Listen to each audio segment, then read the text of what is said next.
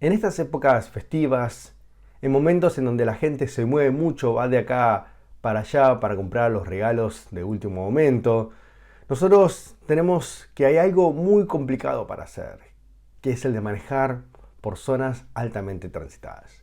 Y me pasó esta semana pasada que un viaje que normalmente me llevaba unos 10 minutos terminó costándome casi una hora de mi precioso y valioso tiempo. Y en medio del tránsito pesado viene la duda, que es si tomo esta ruta que suelo tomar o agarro el atajo. O sea, el GPS ahora nos dice cuál es el mejor y más rápido camino a casa, pero ¿qué hago? ¿Sigo al GPS o lo ignoro y persigo a mi instinto apurado? Agarro esa calle que parece estar menos cargada, pero que al final me va a terminar costando mucho más tiempo. En nuestra vida espiritual muchas veces quisiéramos tomar atajos para llegar a casa más rápido. Esto es para crecer espiritualmente, para seguir a Cristo, para tener comunión con Dios. Quisiéramos encontrar ese camino único y fácil para lograr esa ansiada santidad, bendición espiritual, paz y prosperidad, asemejarnos a nuestro Señor.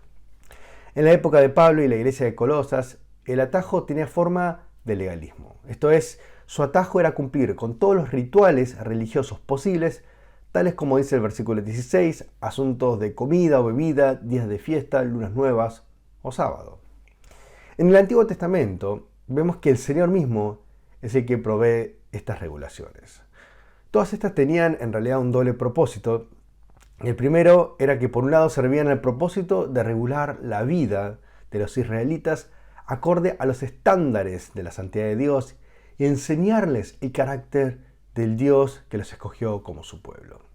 Por ejemplo, guardar el día de descanso les recordaba en sus ocupadas vidas que el dueño de sus almas no era el quehacer diario o el pan obtenido con el labor o el sudor de su frente, sino que es el Dios que creó los cielos y la tierra, y no solamente esto, sino que también los salvó. Pero no solamente servía el propósito pedagógico, sino que también servía para adelantar a la Mesías que iba a venir. Esto es, era una sombra del Cristo y de lo que Él haría a nuestro Señor a través de su obra salvífica. Estas regulaciones eran como una especie de tráiler de lo que haría el Mesías esperado cuando Él viniese a esta tierra, que es lo que precisamente festejamos y celebramos en esta Navidad. Así lo afirma entonces el versículo 17, todo ello es solo una sombra de lo porvenir, pero la realidad pertenece a Cristo. Por supuesto que cuando Cristo vino a este mundo, no solo obedeció con las regulaciones comandadas, sino que le dio su apropiado cumplimiento. Por caso, Jesucristo es ciertamente el descanso eterno en su perdón, muerte y resurrección. Jesucristo es ciertamente nuestro sábado, nuestro sabbat, nuestro día de descanso.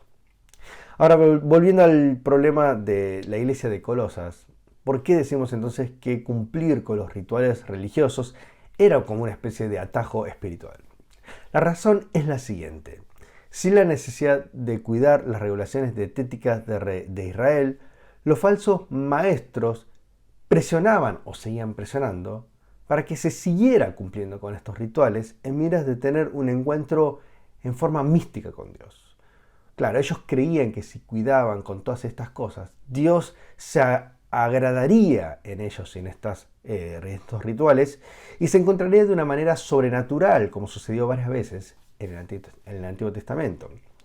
Pero ellos estaban errados porque Dios ya se había presentado en ellos, en Cristo Jesús, y ellos le rechazan al volcarse en ritualismos legalísticos para alcanzar lo que el Señor Jesús les ofrecía ya en la cruz. ¿Por qué entonces fueron tan torpes de no aceptar el llamado de la cruz y seguir envanecidos entonces en este legalismo? La respuesta es fácil, porque para el ser humano es más fácil hacer o realizar muchas obras externas que entregar el corazón a su Dios. Pensémoslo de la siguiente manera. Los rituales externos nos piden hacer esto o aquello sin comprometer nuestros afectos, sentimientos o prioridades y deseos. Sí, lleva tiempo, a veces son tediosos, pero a comparación de la cruz es 1000 veces más fácil, es un atajo espiritual. Cristo, por su parte, en su Evangelio nos llama a tomar su cruz y a seguirle.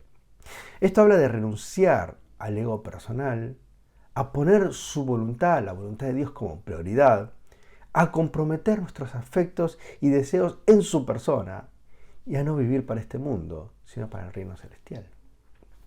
Ahora entendemos por qué entonces tantos maestros falsos empujaban estas enseñanzas falsas.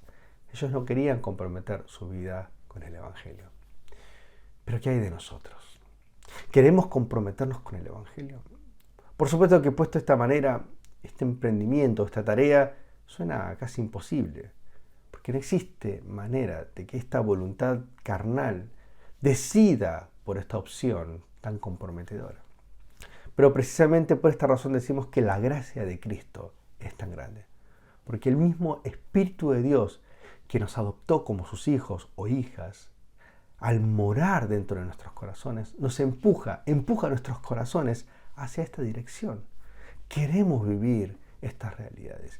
Queremos entregarle todo a nuestro Señor Jesucristo y queremos no tomar atajos, sino vivir por su gloria acá en esta tierra.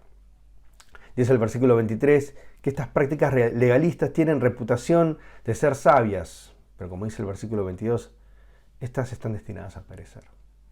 No nosotros no pereceremos porque nosotros tenemos al Espíritu de Dios.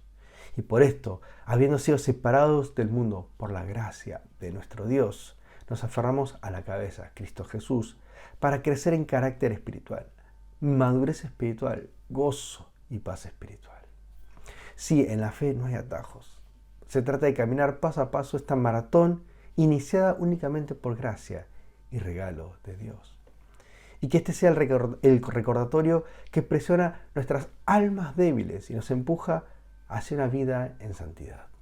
Que la gracia de Cristo Jesús sea el motor que nos lleva a vivir una vida sin atajos, firmes en el camino que Cristo ya despejó delante nuestro por su gracia y amor. Que el Señor les bendiga hoy también.